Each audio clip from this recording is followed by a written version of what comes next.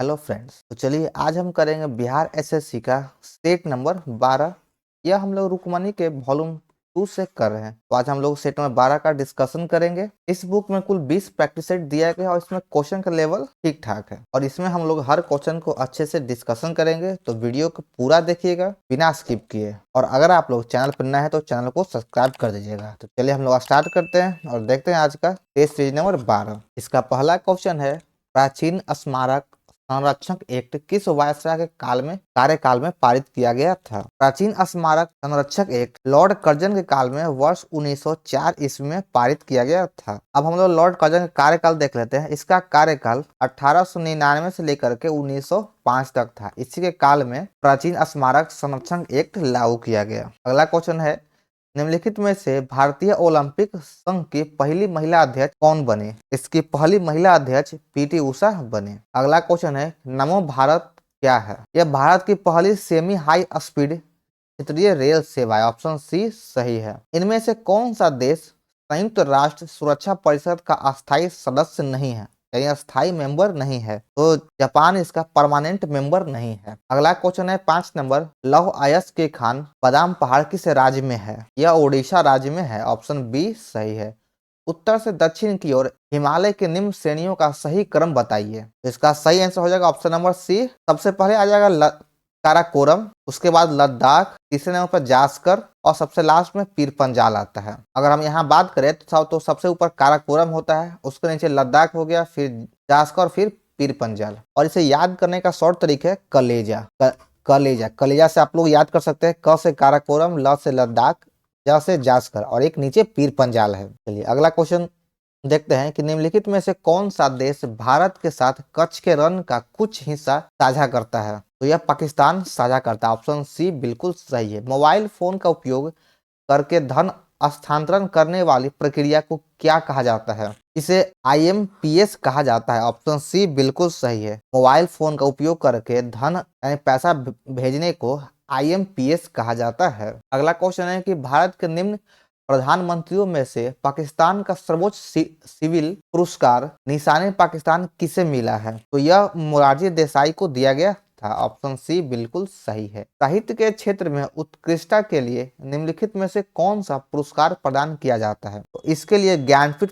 पुरस्कार दिया जाता है। ऑप्शन सी बिल्कुल सही है। 11 नंबर क्वेश्चन है कि भारत का पहला शहर कौन सा है जिसे यूनेस्को ने सिटी ऑफ लिटरेचर के रूप में मान्यता दिया है? कोझिकोड को सिटी ऑफ लिटरेचर का मान्यता दिया गया है। ऑप्शन ए बिल्कुल सही है। 12 नंबर क्वेश्चन है, सतर्कता जागरूकता सप्ताह 2023 की थीम क्या है? इसका थीम है भ्रष्टाचार का विरोध करें और राष्ट्र के प्रति समर्पित रहे। ऑप्शन डी बिल्कुल सही है। 13 नंबर क्वेश्चन है, यूएसए ओपन टेनिस टूर्नामेंट की शुरुआत किस वर्ष किया गया? इसका शुरुआत वर्ष 1881 में किया गया है। यूएसए ओपन टेनिस टूर्नामेंट की शुरुआत 1881 में किया गया। हाल ही में किस खिलाड़ी को वर्ष 2023 के बैलन डिओ अवार्ड से सम्मानित किया गया है? लियोन मेसी को बैलन डिओ पुरस्कार से सम्मानित किया गया है। ऑप्शन डी सही है। 15 नंबर क्वेश्चन है, रोहतास का किला वर्तमान में स्थित है?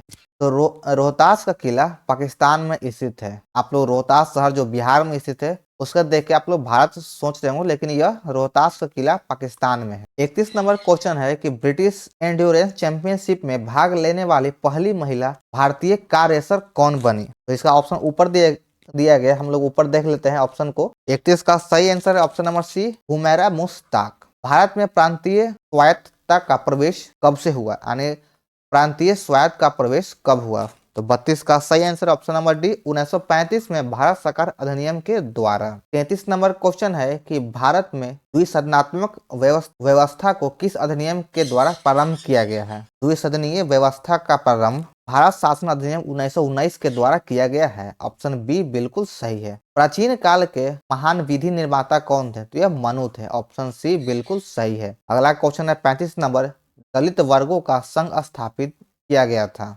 किसके द्वारा? तो यह डॉक्टर भीमराव अंबेडकर के द्वारा किया गया था। निम्नलिखित में से कौन सा त्योहार सूर्य भगवान और उनकी पत्नी उषा को समर्पित है? तो यह बिहार का फेमस पर्व छठ पूजा है जो भगवान सूर्य और उनकी पत्नी उषा को समर्पित है। ऑप्शन ए बिल्कुल सही है। 37 नंबर क्वेश्चन है कि अंतर्राष्ट्रीय कृष्ण भावनात्मक संघ यानी इस्कॉन की स्थापना किसने किया था? इसकी स्थापना भक्ति वेदांत स्वामी प्रभुपाद के द्वारा किया गया था। 38 नंबर है कि भारतीय रिजर्व बैंक आरबीआई के मौद्रिक नीति समिति में कुल कितने मेंबर होते हैं? तो इसमें कुल 6 मेंबर होता है। आरबीआई के मौद्रिक नीति समिति में 6 मेंबर होता है। सिंधु नदी ग्रेट इंडियन डेजर्ट के किस ओर स्थित है? तो यह पश्चिम में स्थित है, पश्चिम दिशा में स्थित है। 40 नंबर क्वेश्चन है कि निम्नलिखित में से कौन सा शुद्ध घरेलू उत्पाद की अवधारणा का सबसे अच्छा निरूपण करता है? तो इसका सही आंसर हो जाएगा option number C, GDP minus मूल्यह्रास। अगला क्वेश्चन है, प्राचीन विद्वान पाणिनि को किस क्षेत्र में उनके योगदान के लिए जाना जाता है? तो इन्हें संस्कृत व्याकरण के योगदान के लिए जाना जाता है। ऑप्शन डी बिल्कुल सही है। आगरा नगर की स्थापना किसके द्वारा किया गया था? आगरा नगर की स्थापना सिकंदर लोदी के द्वारा 1504 ईस्वी में किया गया था और आगरा को 1506 ईस्वी में राजधानी बना दिया गया। तो ऑप्शन डी इसका सही है। 43 नंबर है कि जून 2023 को संपन्न महिला हॉकी जूनियर एशिया कप 2023 का खिताब किस देश ने पहली बार जीता? यह खिताब पहली बार भारत के द्वारा जीता गया है। ऑप्शन ए बिल्कुल सही है।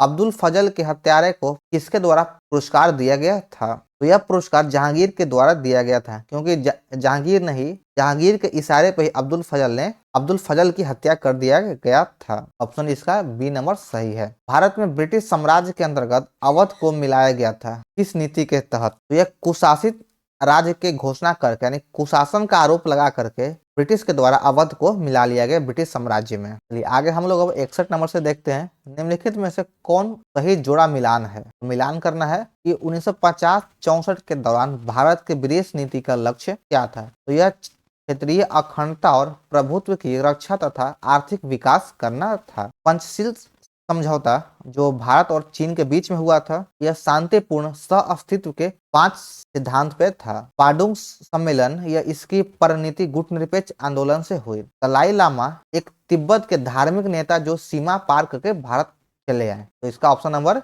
ए बिल्कुल सही है। आगे 62 नंबर, मालदीव की आधिकारिक भाषा क्या है? मालदीव की आधिकारिक भाषा विदेही है। तो नंबर ए बिल्कुल सही है। अब हम लोग 63 नंबर क्वेश्चन को देखते हैं कि नेपियार्डी निम्नलिखित में से किस भारतीय सीमावर्ती देश की राजधानी है? तो यह म्यांमार का राजधानी है। निम्नलिखित में से भाषाओं में से किसको या किनको सरकार ने क्लासिकल भाषा घोषित किया है? तो भारत में 6 भाषाओं को क्लासिकल भाषा घोषित किया गया, जिसमें से 3 है तमिल, कन्नड़, तेलुगु। इन तीनों को क्लासिकल भाषा घोषित किया गया है। और इसके बाद जो 3 और हैं, पहला है संस्कृत, मलयालम और छठा है उड़िया। 6 भाषाओं को क्लासिकल भाषा का दर्जा दिया गया है। कौन कौन है? तो पहला है तमिल, तेलुगु, कन्नड़, संस्कृत, मलयालम और उड़िया। तो इसका ऑप्शन नंबर डी सही है। अगला क्वेश्चन है 65 नंबर कि बिहार पंचायत राज अधिनियम 2006 की धारा 90 की उपधारा 1 के अधीन कौन सी संख्या की स्थापना हुई है? के अंतर्गत ग्राम कचहरी की स्थापना हुआ था। ऑप्शन सी बिल्कुल सही है। अगला है 66 नंबर,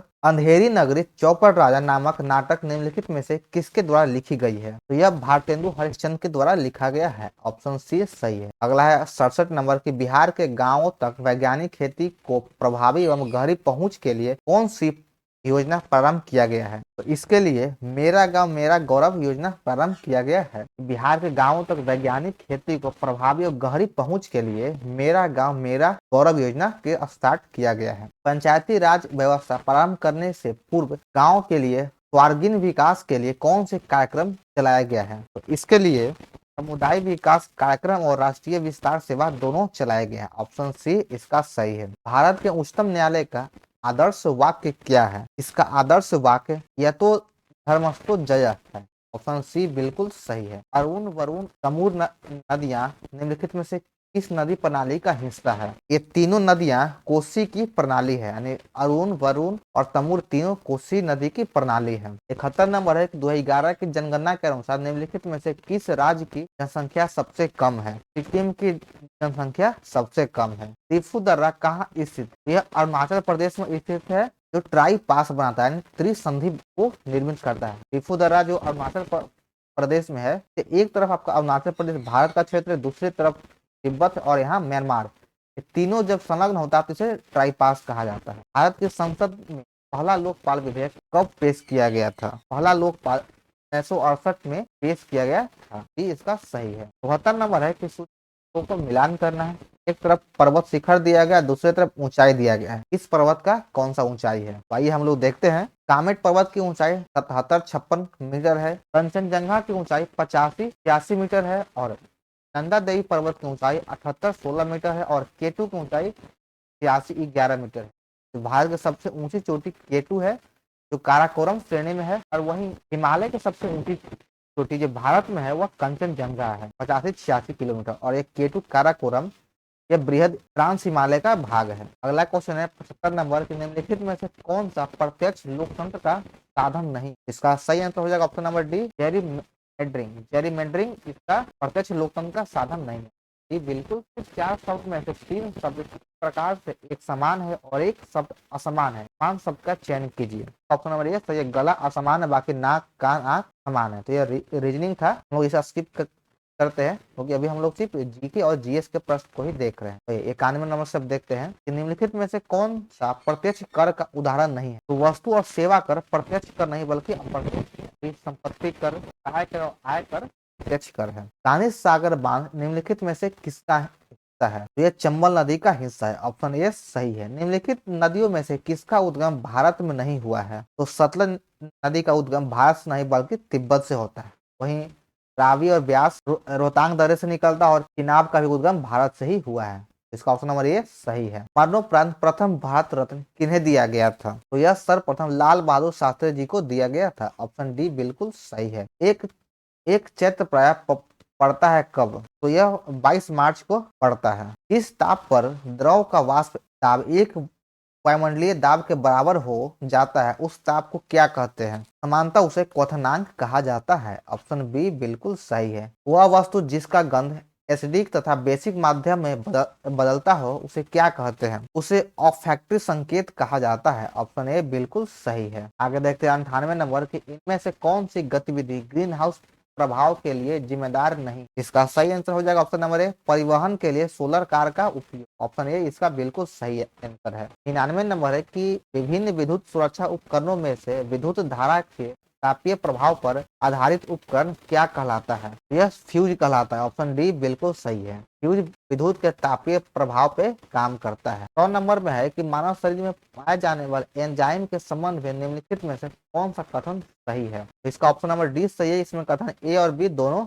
सही है। आगे है 101 नंबर के निम्नलिखित में से कौन सा प्रकाश के अपवर्तन का उदाहरण नहीं है? इन चारों ऑप्शन में से ऑप्शन नंबर डी इसका बिल्कुल सही है कि अस्त होते हुए सूर्य का लाल रंग दिखाई देना प्रकाश के अपवर्तन के कारण नहीं है बल्कि यह प्रकाश के प्रकीर्णन के कारण होता है। अगला क्वेश्चन है कि परजीवी गाय रोजी के दूध में मिलने वाला प्रोटीन कौन सा होता है? तो इसमें मानव अल्फा लेक्ट एल्बुमिन प्रोटीन पाया जाता है। ऑप्शन ए बिल्कुल सही है। तो 3 नंबर में है कि द्रव्यमान संरक्षण के नियम का उत्तम उदाहरण क्या है? 103 का सही आंसर हो जाएगा option number A, 12 gram carbon 32 gram oxygen संयोग करके 44 ग्राम कार्बन डाइऑक्साइड का निर्माण करता है। आगे 104 नंबर, सोडियम क्लोराइड के घोल में लवण का सांद्रण बढ़ाने पर निम्नलिखित में से किस गुण धर्म के परिवर्तन न होने की आशा करेंगे? इसका सही आंसर हो जाएगा ऑप्शन नंबर सी, अपवर्तनांक में कोई चेंज नहीं होगा। आगे है 105 नंबर, निम्नलिखित में से कौन सा कथन सही है? 3 कथन दिया गया है। पहला है कि ठोस CO2 को सूखी बर्फ के रूप में जाना जाता है, ठोस कार्बन डाइऑक्साइड सीधे तरल रूप में बदल जाती है, या ठोस कार्बन डाइऑक्साइड सीधे तौर पर गैस के रूप में बदल जाती है। इसका सही आंसर हो जाएगा ऑप्शन नंबर डी, 1 और 3 सही है, 2 गलत है। यह सीधे तरल रूप में नहीं बदलता बल्कि गैस में बदल जाता है। तो इसका 1 और 3 सही है। आइए अब 121 नंबर देखते हैं। सूर्योदय तथा सूर्यास्त के समय सूर्य के रक्तताप प्रतीत होने में निम्नलिखित घटनाओं में किसका महत्वपूर्ण योगदान है? तो इसमें प्रकाश का प्रकीर्णन का महत्वपूर्ण योगदान होता है। ऑप्शन नंबर बी बिल्कुल सही। मिल्क ऑफ मैग्नीशिया का पीएच कितना होगा? तो इसका पीएच मान 10.5 होता है, यानी 10.5 होता है। यह क्षारीय है। ऑप्शन नंबर बी बिल्कुल सही है। जल की छोटी बूंदों द्वारा प्रकाश के क्षय से इंद्रधनुष बनती है। तो यह अपवर्तन एवं पूर्ण आंतरिक परावर्तन के कारण इंद्रधनुष बनता है। ऑप्शन नंबर डी का सही आंसर है। 124 नंबर है कि आधुनिक आवर्त सारणी में किस तत्व में संयोजकता इलेक्ट्रॉनों की संख्या सीजियम के संयोजकता इलेक्ट्रॉन के समान होती है? इसका सही answer option number B, potassium. 125 number है कि निम्नलिखित में कौन सा एक उद्योग सर्वाधिक नॉन बायोडिग्रेडेबल वेस्ट उत्पन्न करता है? 125 का सही answer option number D, thermal power plant. 126 number है कि कार्बन मोनोऑक्साइड एक ज्वलनशील गैस है, निम्नलिखित में से कौन सी गैस ज्वलनशील है? इन चारों ऑप्शन में से इसका सही answer option number D, hydrogen एक ज्वलनशील गैस है। अगला क्वेश्चन है कि एक्टिनोइड श्रेणी में 14 तत्व है, निम्नलिखित में से कौन सा तत्व इस श्रेणी का सदस्य नहीं है? इसका सही आंसर हो जाएगा option number C, TM. 128 number है कि प्रकाश में संचरित होता है, प्रकाश किसमें संचरित, किस माध्यम से संचरित होता है, यानी कैसे गमन करता है यह? तो 128 का सही आंसर ऑप्शन नंबर डी, प्रकाश हमेशा सीधी रेखा में गमन करता है। 129 नंबर में है कि निम्न में से कौन सा कथन गलत है? इसका सही आंसर हो जाएगा ऑप्शन नंबर ए, अधातुएं धनायन बनाती है। यह कथन बिल्कुल गलत है, अधातुएं हमेशा ऋणायन बनाती है। 130 नंबर है कि मानव आहार में निम्नलिखित में से किस विटामिन की कमी होने से उसका पीछाप या जीरोथैलेमिया नामक रोग होता है? तो यह विटामिन ए की कमी से होने वाला रोग है, इसका सही है। एप्सम लवण किसका यौगिक है? एप्सम लवण निम्नलिखित में से किसका यौगिक है? तो इसका सही आंसर हो जाएगा ऑप्शन नंबर बी, मैग्नीशियम। यह मैग्नीशियम का लवण है। 132 नंबर है कि निम्नलिखित कथनों में कौन सा कथन सही नहीं है? 132 का सही हो जाएगा ऑप्शन नंबर बी, हरे पौधे अपना भोजन कार्बनिक यौगिक से प्राप्त करते हैं। यह कथन बिल्कुल भी सही नहीं है। आगे बढ़ता है 133 नंबर के सूर्य ग्रहण के समय दिखाई देने वाला का बाहरी भाग जिसे सूर्य मुकुट भी कहा जाता है, निम्न में से कौन सा है? तो यह परिमंडल या कोरोना इसे कहा जाता है। ऑप्शन नंबर सी इसका सही है। 134 नंबर में मिलान करना है। हाफ इंजन का खोज जेम्स वाट के द्वारा किया गया था, रेल इंजन की खोज जॉर्ज स्टीफेंस के द्वारा किया गया, और गैस इंजन की खोज जी डैमलर के द्वारा किया गया, और रॉकेट ईंधन की इंजन का खोज गोडार के द्वारा किया गया था। एक बार और इसे हम लोग देख लेते हैं। हाफ इंजन की खोज जेम्स वाट के द्वारा किया गया, रेल इंजन की खोज जॉर्ज स्टीफेंस के द्वारा, और गैस इंजन की खोज जी डैमलर के द्वारा किया गया, और लास्ट रॉकेट इंजन, इसका खोज गोडार के द्वारा किया गया है, गोडार के द्वारा किया गया। आगे देखते हैं हम लोग 135 नंबर। तो इस सेट का लास्ट क्वेश्चन है कि परमाणु बलों के सिद्धांत की खोज किसने किया? इसका खोज हिडेकी युकावा के द्वारा किया गया है। परमाणु बल का सिद्धांत की खोज हिडेकी युकावा के द्वारा किया गया। ऑप्शन नंबर बी बिल्कुल सही है। चलिए, हमारा आज का सेट नंबर 12 समाप्त होता है। तो अब इससे मात्र 8 सेट ही बच चुका है, तो इसे भी हम लोग जल्दी कवर कर लेंगे। तो चलिए, आप लोग वीडियो को लाइक करिए, क्योंकि अगर आप लोग लाइक करते हैं तो हमें मोटिवेशन मिलता है, तो वीडियो बना पाते हैं। और अगर आप लोग इस चैनल पर नए होंगे तो चैनल को सब्सक्राइब कर लीजिए और बेल आइकन बटन को भी दबा लीजिएगा, जिससे वीडियो का नोटिफिकेशन आपको जल्दी से मिल जाए। चलिए, मिलते हैं फिर हम लोग अगले वीडियो में। जय हिंद।